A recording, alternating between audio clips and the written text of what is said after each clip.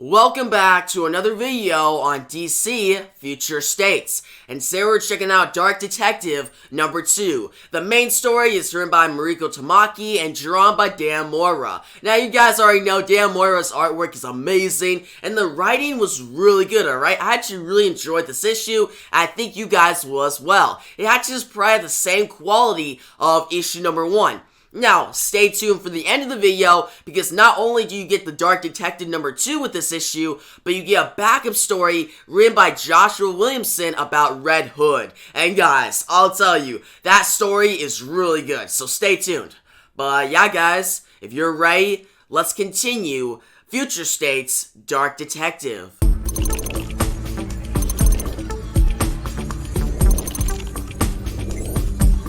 2027, Gotham City. We begin with 3 criminals running through an authority shipyard. Bruce Wayne, now fully suited up in his Batman tactical gear, watches. The criminals try stealing some barrels, but that's when the magistrate's new justice arrives. A new advanced cyberbot goes to take down the criminals. Bruce jumps and ambushes the cyberbot. Bruce takes out the cyberbot, but that's when another comes from behind him and grabs him. It pulls him back by the arm and stares at him. We flash back to the day Bruce Wayne was supposedly killed, when PeaceKeeper number 1 went to give the final blow. Bruce shot PeaceKeeper number 1 with a grappling hook. Bruce made a run for it. He ran across a deck as PeaceKeeper number 1 took out his gun and aimed. Bruce was shot a couple times. One in the knee, one in the stomach. He tried using his batarang to hit the PeaceKeeper number 1, but he was so exhausted, his accuracy was off. Bruce jumps off the deck into the water. He began to sink, but then he found a dead body. A dead man that looked similar to him. Bruce then proceeded to float that other dead man's body up to the surface. PeaceKeeper number 1 saw the body and shot it a couple more times. He believed it was Bruce Wayne. He walked away thinking that he killed Bruce Wayne. He killed the Batman, when actually Bruce outwitted PeaceKeeper number 1. In this water, Bruce used the grenade to blast himself to the surface. Once he got out of the deck, out of the water, he sat in a hidden area. He was bleeding a lot. Shift back to present day. Bruce, in his Batman tactical gear, stands over a destroyed cyberbot. Out of all the shots, Bruce still feels the shot that PeaceKeeper 01 aimed at his left knee. Bruce hides the destroyed cyberbot and puts his Batman tactical gear away. He walks away hoping not to blow his cover. Bruce heads back to his supposed home in Gotham, a home that wouldn't be tracked by the magistrates. Bruce walks into the living room and finds his roommate, Noah, with a gun. See, Noah doesn't know he's living with Bruce Wayne. He thinks Bruce's name is Jeff. Noah tells Bruce, "No cell phones." Bruce agrees and puts it away. Noah also adds, "We have no more tap water." That's when a little girl named Hannah returns to the home. She's brought more tap water. She says hi to Bruce. Bruce walks out of the living room down the stairs. He goes down to his bunker, a safe room from the magistrates. Bruce has a board in the wall for his investigation. An investigation on why the magistrate went after Bruce Wayne. Also, what about how the magistrate knew that killing Bruce Wayne would kill the Batman?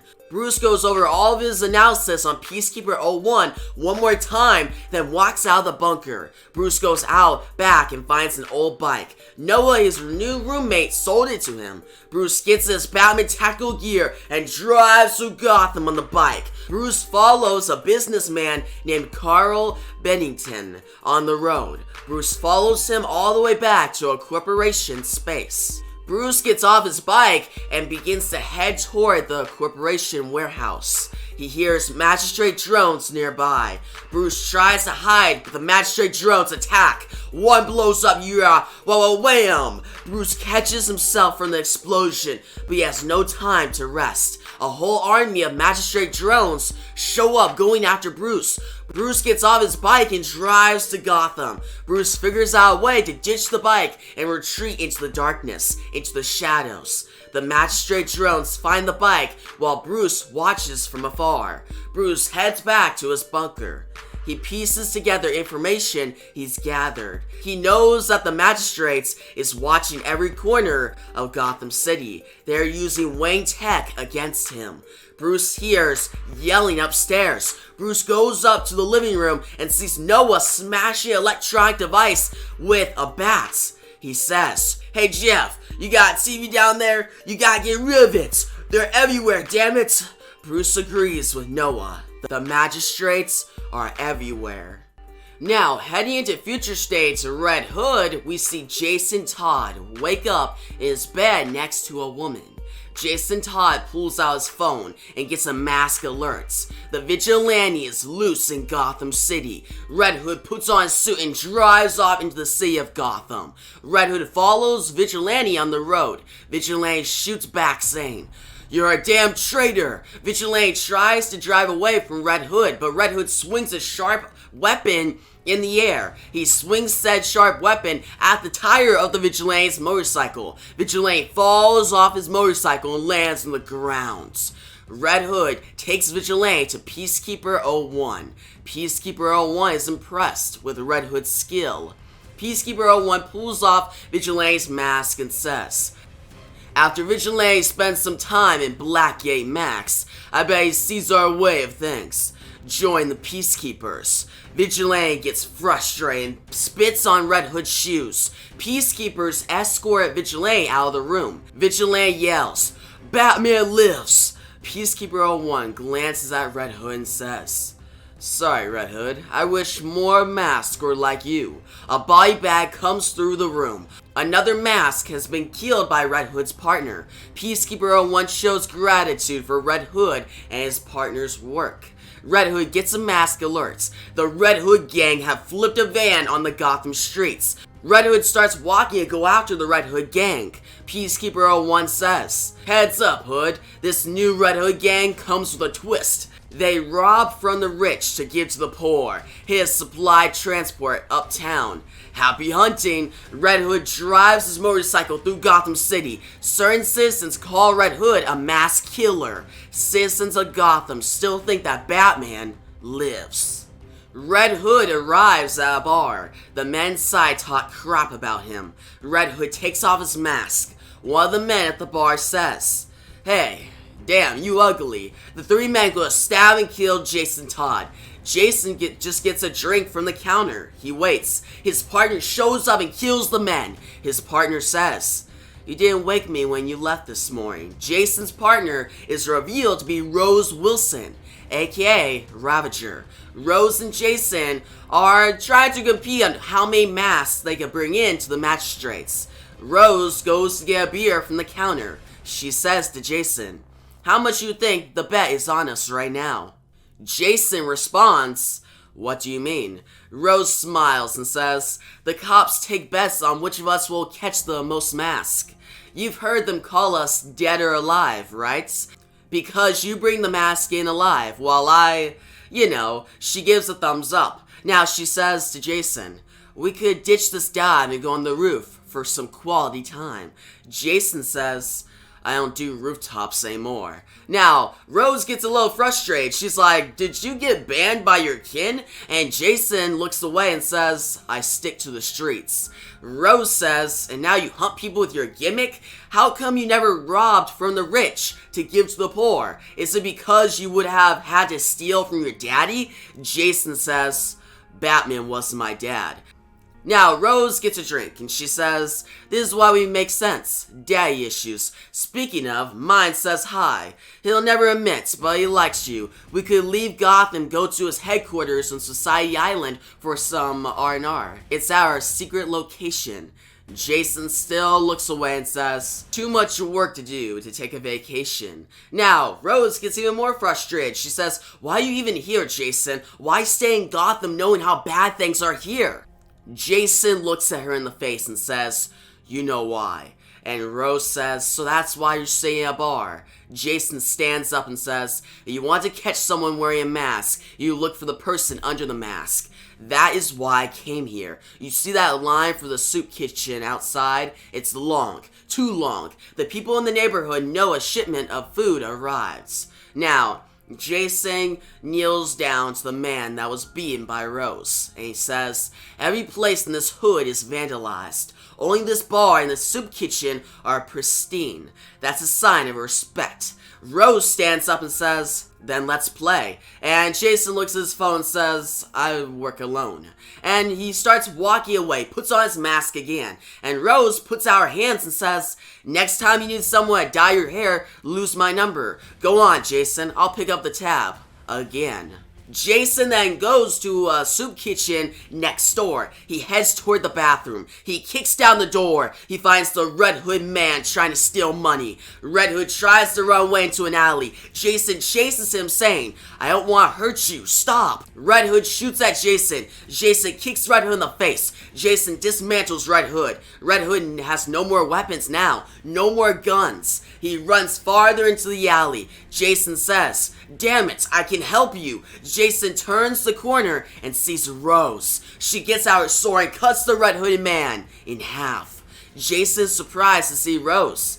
Rose is happy that she killed the man. She now will have money to pay for dinner again.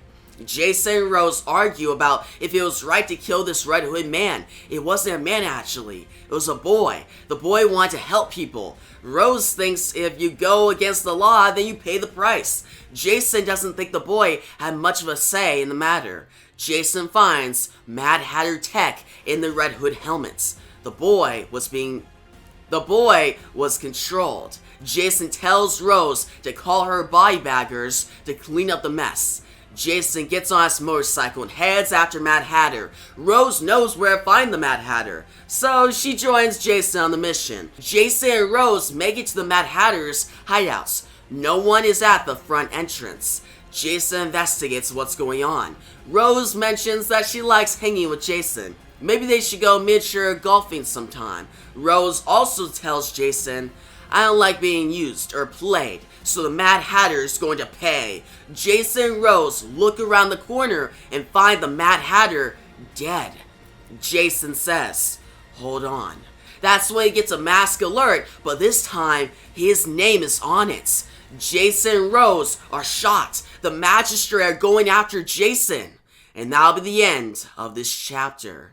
So that was Future State's Dark Detective number 2. And this was another solid issue. I really enjoyed it. First off, the main story by Mariko Tamaki and drawn by Dan Mora was really good, alright? It wasn't as good as the first chapter from issue number 1 of Dark Detective, but I still enjoyed it. It seems like the story is kind of doing a slow build-up, but the build-up is really strong. Because in this issue, or this chapter per se, we find out more about the Bruce and PeaceKeeper 01 confrontation, that whole fight, and Bruce Wayne's supposed death, which is really interesting in the flashbacks. And then present day, we see Bruce put on that Batman tactical gear, which looks really dope. He gets on his really cool motorcycle and tries to find out more about the magistrate and beat them. And it leads to just this realization that the magistrate are everywhere. So it's a good realization, not a huge cliffhanger, but I'm still excited for the next chapter. So yeah, a solid installment of Dark Detective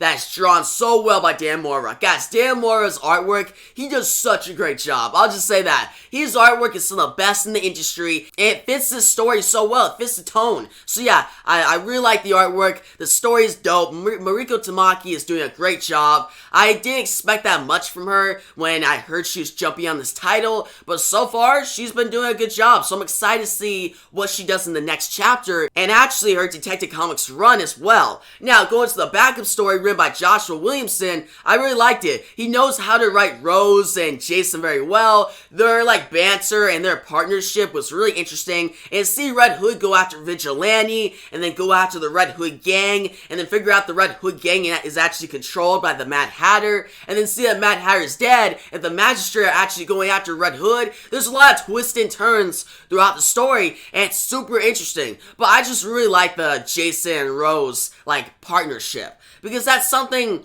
that's been shown more in the DC Universe lately, mainly because it happened on Titans, on DC Universe's Titans show. I really like it here. The dialogue, the story, it's just really well done. The artwork fits the tone so well, and I just really like the artwork. It gives me Batman Beyond type cartoon vibes, at least for me. And also, like, Jason's motorcycle gives me, like, Tron vibes. You guys know Tron. Like, the motorcycle literally looks like that. It looks super futuristic, and that's great. So yeah, guys, overall, this issue was one of the best ones of Future States. The main story is solid, but the backup story is really amazing. So yeah, pick it up. And yeah, I'm gonna give this issue a 9 out of 10. I definitely recommend it. Check it out, guys. If you want some quality Batman content, some quality Red Hood content, then this issue is for you. And yeah, guys, tell me your thoughts on this issue down below. What would you give it from 1 to 10? What are your theories for next issue? And if you like the video, give a big thumbs up. New channel, make sure to subscribe, hit the notification bell so you don't miss out on my next Future States video. And yeah, guys, thanks for watching, and peace out.